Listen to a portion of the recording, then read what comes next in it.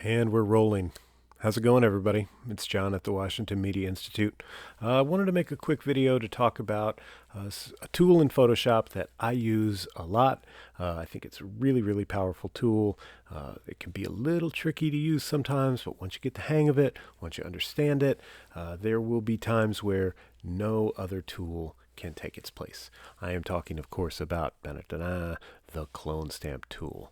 All right, so let's get into it. I'm going to come over here to my toolbar, and I'm going to come down, and I'm going to hover over my clone stamp tool so that this little video tooltip will play while I talk for a second and explain the clone stamp tool.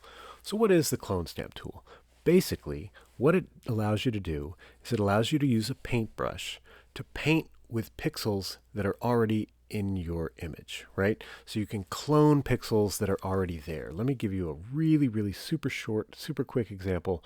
I'm going to select this picture of my daughter here, and I'm going to sort of like target this. I'm going to move it over here, line everything up, and I'm going to click once, and there we go.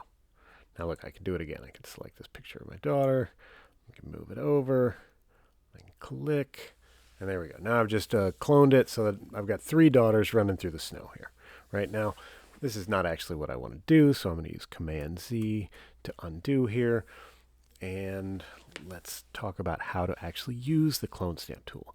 So before we get started, there are a couple of things that are really important to understand about the clone stamp tool. One is, like so many other tools in Photoshop, it uses brushes. Now, brushes are a huge subject. You can go crazy customizing brushes and settings and shapes and all of that. But for the clone stamp tool, for what we're going to be using it for right now, we're just going to use a normal round brush, and we're going to tweak a couple of settings here. So let's make sure we have our clone stamp tool selected. Let's come up to the top where we can set our tool settings. And here's my brush settings. I want to click on this. The size, I'm not worried about the size, and I'll show you how to adjust that on the fly in just a minute. But the important thing here is we want to make sure that we set our hardness to 0. This way, when we paint, we have nothing but nice smooth edges. Everything blends together, and it helps hide the fact that you've been fiddling around with the pixels in your image, right? So we've got that set. We need to come all the way over down here. We want to make sure that sample is set to current layer and below. So not current layer, current and below. And then let's come over down here to our bottom right, and let's look at the layers palette. So right now I only have one layer, and that's my background layer. But I want to add a new blank layer. No pixels, no information at all, just a blank layer. And I can do that really easily by coming down here and clicking on this icon, and I make a new layer. Now let me just rename it. We'll say clone stamp. All right. So what this is going to do is it's going to let us sample pixels from our layer and all the layers beneath it, and then paint them onto our clone stamp layer here, right? So you'll see this in action in just a second. All right, so I said that I was going to show you how to adjust your brush size on the fly. The easiest way to do that is to use your left and right square bracket keys. So you can find these keys just to the right of the P key on your keyboard. Just to the right of the P key is the left bracket, and then to the right of that is the right bracket. Now the right bracket, if you hit that a few times, makes your brush size larger, and the left bracket makes your brush size smaller. There we go. All right, now pretty simple. So I'm going to make my brush size a little bit smaller here, and I'm going to zoom in on this picture of my daughter running in the snow with her little red jacket.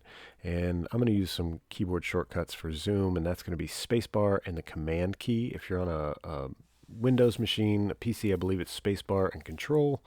So I'm just going to hold those two. See my cursor changes to the magnifying glass, and I can zoom in a little bit. Let me zoom out. To zoom out is going to be Option Alt and spacebar key. There we go. All right. Now, the way that the clone stamp tool works is before you can start doing anything, you actually have to set what is called a target. So your target is like, what part of your image do you want to paint over? Sorry, do you want to paint with? Right? So if I wanted to make a copy of my daughter running next to herself, what I'm going to do is I'm going to put my cursor over this, and I'm going to hold my Alt Option key, And now you'll see that my cursor changes from the circular paintbrush to this like target, like a bullseye target type of thing, right? It's crosshairs. So I'm going to click right here, and now I'm going to move my paintbrush over, and you can see that a preview of what it's actually going to paint, right? So now I can click and I can just start painting up and down. And now I've made an exact copy of those pixels.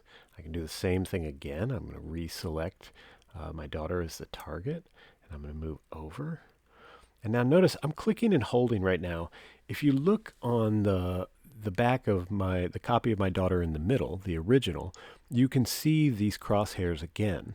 And so that's sort of showing you, like, as I move this cursor around, it's sort of showing you like what it's painting with, right? So my brush on the right, you can see what that's doing, but then you can also see what it's sampling through this indicator here, these crosshair indicators to the left, right? So this is a good way. Sometimes if you're messing around with the clone stamp tool a lot, you can get a little bit lost kind of where you are. This is a good way to keep track of kind of where you are. So I don't actually want to clone this picture of my daughter. Instead, I think what I'd like to do, let me zoom out a little bit here.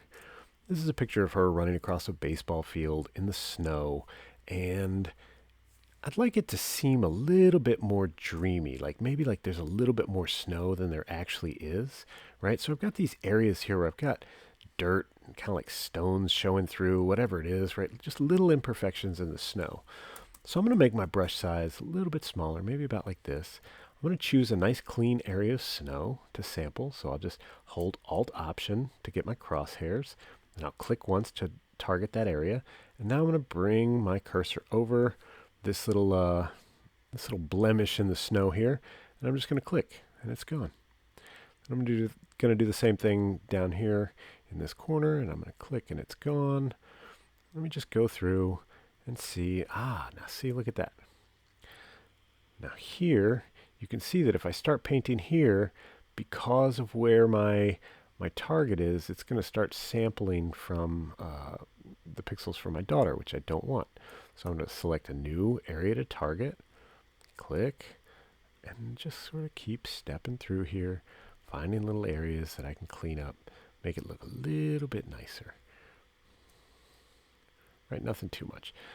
Now, I told you she was running on a baseball field, and you can actually see right here, you can kind of see the line where that baseball field, where like the clay ends. We got this like hard line, but I don't really like that. I want it to seem like the snow's a little deeper and going a little bit farther back before it starts to dissipate. So I'm going to shrink my brush down a little bit. I'm going to hold Option or Alt, get my crosshairs, target this new area, and then move up. And now look, I'm just going to start painting. And all of that dirty grass is going away. Now I got to be careful when I get over here, because you can see, right, like look. So now I'm clicking and holding so you can see both the brush and the crosshairs just beneath it, so you can see what pixels it's sampling. And remember that I have a brush hardness of 0, so it's actually like a lot larger than it seems to be. And if I do this too much, now I'm going to start creeping into this. So I'm going to hit Command-Z to undo that. I'm going to hit Command-Z to undo it again. And what I'm actually going to do is I'm just going to sort of paint close to it. Select a new area over here. I'm going to paint over here. Keep scrolling. All right. Now, over here we've got something interesting. I painted over this line, but it sampled this little rock, and I want to get rid of that rock, so I'm going to get rid of it twice. I'm going to select 2 different areas, even though it's all just snow and it's going to be, white or gray or whatever kind of color this is. Sometimes I like to sample from different areas as long as there's not a massive color or brightness difference, just to kind of give it that, avoid the problem of like creating a pattern as you keep sampling the same thing over and over again. And now to tackle this area up here, I'm going to shrink my brush size down. I'm going to select a new area to paint from. And I'm going to be really careful as I do this. Come over here, select this area, really, really careful. Oops, sort of misclicked, no big deal. There we go. All right, now let me zoom out. Cool. That does not look too bad. That looks pretty real to me.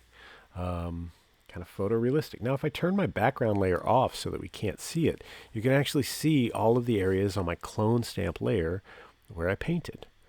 And looks like, oh, I did a little bit of a sloppy job here. I got off, this is from the hard edge from the left of here, so my sampling area probably wasn't the best. Let me actually just kind of blow my brush up, sample here, sample here. Did that take care of it? There we go. All right. Not that anybody was ever going to see it, but I was going to know that it was there, and I didn't like it. All right. So cool. Now, if I turn this on and off, we sort of cleaned up the snow a little bit. I don't know. For me, it makes it look a little bit more dreamy, right? Cool. Let's move on to another picture here. Here's a picture of my son. The only pictures I have rights to are the ones that I take, and the only things that I take pictures of anymore seem to be my kids. So pardon the fact that I have all these pictures of my kids in here. So here's a picture of my son. He just got done eating. I'm going to zoom in a little bit, take a look at his face. Handsome little guy, but a little bit of a sloppy eater, right?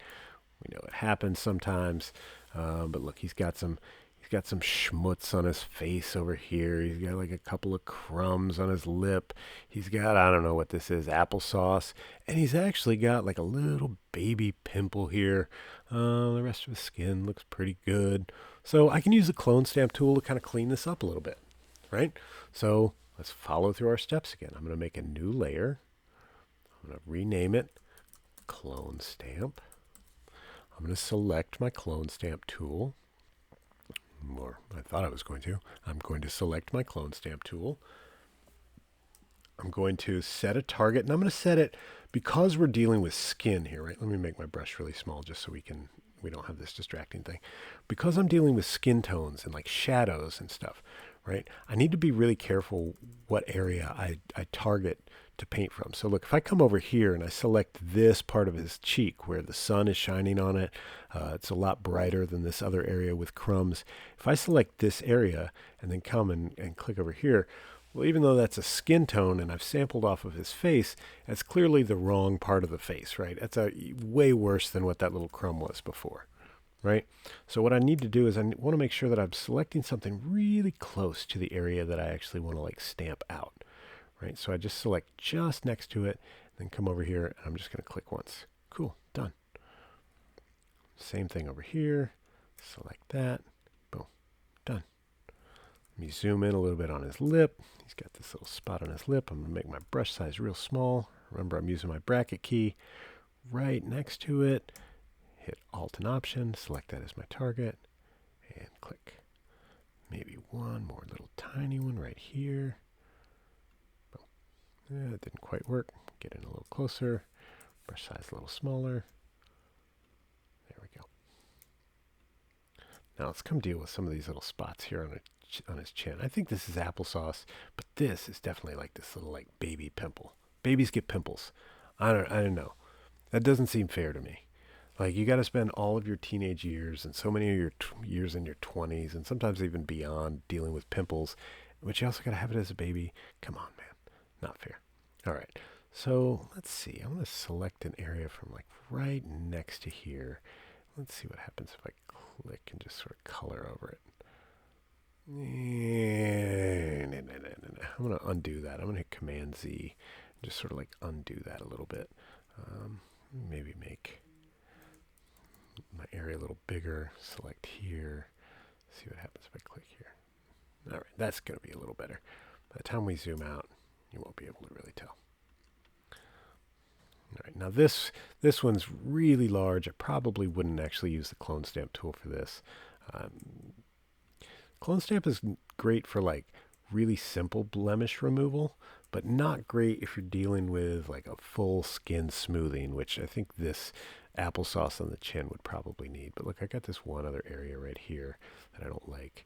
Now if I select over here, look, we're kind of going like highlight to shadow is the gradient from left to right. Like the left part of the screen is the highlight, and then as we come over here, we're getting darker and darker into shadow. So if I select an area right next to this, it's going to kind of be too dark. If I select an area right here, it might be a little too bright. No, that actually worked pretty well. But let me show you what I was trying to get at. In this case, I'm going to select an area that's next to it, but vertically, just above it, because that should have about the same kind of gradation of light as the light falls off. So I'm going to select this, I'm going to come down and select there. And actually, that one did not work as well as just selecting this little area right next to it. So we'll just do that. All right, there we go. Pretty cleaned up. Let's get crazy. I got another little spot here. It's sort of bugging me. Boom. There we go. Now we'll zoom out. All right, so we left the applesauce, but we took care of the crumbs. Not too bad. Let's take a quick look at one more picture because I want to show you an important thing to know about the clone stamp tool and the right way to use it, but also some of the danger of getting a little too heavy-handed with the clone stamp tool. So here's a picture of my daughter at the beach. She's walking down the beach. Now, I would really like to not have these chairs and these people and what do we have over here? A fishing pole in the middle of the wave. I don't know. It's kind of evening at the beach. It was nice that no one was there. I would like to have them not there.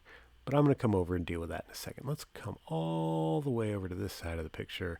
And I've got these people taking a walk on the beach, and I can kind of just see their heads above the sand, right? Let me select a new area. All right.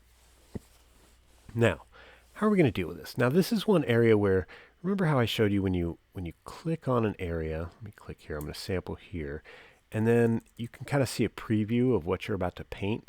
This is really, really helpful when you're dealing with things like a horizon line or the sand sort of has a bit of a horizon line as well, right? So here's what I'm going to do. I'm going to hold Alt and Option to set my target, and I'm going to come right here, and I'm going to click right on the horizon line. Right, so now we can see, and then because I want to kind of paint her out, I'm going to line this up so that it seems consistent with the horizon that I already have going, right? And you'll see if I move it just even a couple of pixels, it kind of gets this weird wavy look. So I want to try to get it as best I can, and I'm going to click and I'm going to paint down, and there she goes. She's gone. Now I'm going to do the same thing for this guy. I'm going to click, paint down, but look what happened. Sort of like making him again. So I don't want to do that. I'm going to click over here. Again, line up my horizon. See, like, let me go one step too far. That seems about right. Line it up. There we go. And they're gone.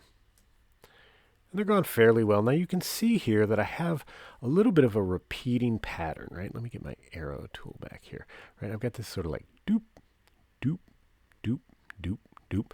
This little tiny dark line that's now showing up a couple of times. So maybe what I want to do is go back to my clone stamp tool. I'm going to shrink my brush size down about like this. And I'm just going to sample an area and get that out of there. Maybe I'll sample another area over here. Just sort of paint over it. I didn't like that one. Sample an area here. Just sort of like paint over it a little bit. Sample this area here to the left and just sort of paint over it. So that way we're kind of like, even though we're sampling pixels from the same general area, we're taking a small little sample and we're mixing them, and we've got that brush hardness set to 0, so everything blends fairly well. Now if we zoomed all the way in on this, we could probably see that it's been clone stamped. A really keen eye would pick that out. But by the time we zoom out to see this whole picture, nobody's ever going to notice that. Now, here's what people are going to notice. Let's take this same approach over here. We got this bird. It's a little bit of a pain, but let's take the same approach. I'm going to make my brush size large. Let's see if we can kind of get rid of some of these chairs here, right? So I'm going to set my target to right here. Got my horizon line. I'm going to come on over and line up my horizon. Keep hitting that. And I'm going to click and I'm going to start painting. All right, and like not bad. We're doing an okay job. We're getting rid of this thing. We're painting it out. And I'm being careful as I'm doing this to try to make sure that I don't want to like come sample this bird and have to keep photoshopping him out, right? So I'm gonna kind of select a new area over here. Click there. All right. Now I'm not doing a terrible job, but I am starting to pick up like this repeating pattern a little bit here in the sand. You can see it. Let me select a new area. Start trying to figure out if I can paint this chair out. All right. All right. And now when you see that I start kind of creating almost like I'm basically just moving this chair to the left a little bit, right? Then what I do is I just release. I stop painting for a second, I release, and I re-click. And it's going to keep sampling from the new stuff that I've just painted. All right. And now I've painted this kid out fairly well. My horizon's not perfect, right? But look, if I zoom out a little bit, this doesn't look natural at all anymore, right? This wave is sort of losing some of its shadow and some of its definition. And then I've got this repeating pattern again, right? Right here, right here, right here, and right here. I've got this same kind of weird little dark shadow. And if you look at the sand, it's got the same mound that's repeating over and over again. So, right, like maybe I can come in and I can just sort of start playing around with a couple of things to break this up. But even that doesn't really work because look, I'm picking up part of this wave. So you have to be really careful when you're electing to use the clone stamp tool, because some stuff just gets really tedious and time consuming to clone stamp out. You can do it, but you just want to be careful that you're not creating these patterns, because our eyes just go straight to that. I mean, even if I like zoom out here, right? If this was the first picture that I showed you and I hadn't shown you where I'd clone stamped out those chairs, you might still pick up on the fact that like this area over here just looks weird. There's just something off about it, right? So you got to really be careful about how you fix that. Now, how I might go about fixing it. First of all, I probably wouldn't have used such a large brush the whole way through. I wouldn't have just kind of like tried to wipe out those chairs in one fell swoop like I did. But maybe what I'll do is I'll come over here and I'll start like sampling from some of this stuff. I'll darken this a little. Maybe make my brush size a little larger. Let's see if this works. Sort of like paint in some of this taper of the wave. I don't know. Maybe not. I don't think it's going to work. It's not really going to work.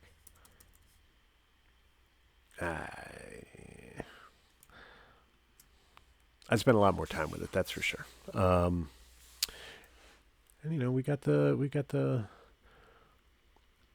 fishing pole here that we can try to get rid of. So I'm going to zoom way in for this one. I'm going to make my brush size like fairly small. I'm going to select from right here in this whitewater, and I'm going to go really small pieces at a time and see if I can just kind of get most of this out. Right, I'm even going to stamp right here, come over, line up my horizon. Right, now I can just paint out the... It works really well for getting out the fishing rod out of the sky. Sky's super easy to replace usually. Right, white water's maybe a little tougher. Now let's see. What if I select here? Just kind of start painting it out. Select that again. Sort of start painting it out. Select this part. Line it up. Just kind of paint it out. Then I got one more piece of the reel here that I want to get rid of. All right. Not the worst job ever. That's not too bad. But those chairs, whew. And look at this. I was going to toggle this back and forth, but I broke my own rule, and I got right to work on clone stamping this, and I forgot to make another layer. My bad. Clone stamp tool, really, really, really powerful. I recommend playing around with it, not just for fixing things, but sometimes, maybe you want to add a flock of birds here. At least wanted to be. There we go. Make it a little more dynamic or something like that. So, listen. Open up Photoshop, go to the clone stamp tool, find some pictures, start playing around with them, figure out how to use it, get comfortable, try a lot of different things, increase your brush size, decrease your brush size, try to mix and match some of the textures of things like the water. Don't just sample everything from the same place. Avoid those patterns, but play around. Can be a really, really powerful tool for blemish removal, taking power lines maybe out of the background of a photo that you like. I probably wouldn't recommend it for making a flower bouquet look bigger as they do in their tooltip here. But there's a lot of stuff you can do with the clone stamp tool. It's really, really powerful. Open up Photoshop, start experimenting, check it out, and have a great day. See you in the next one. Bye.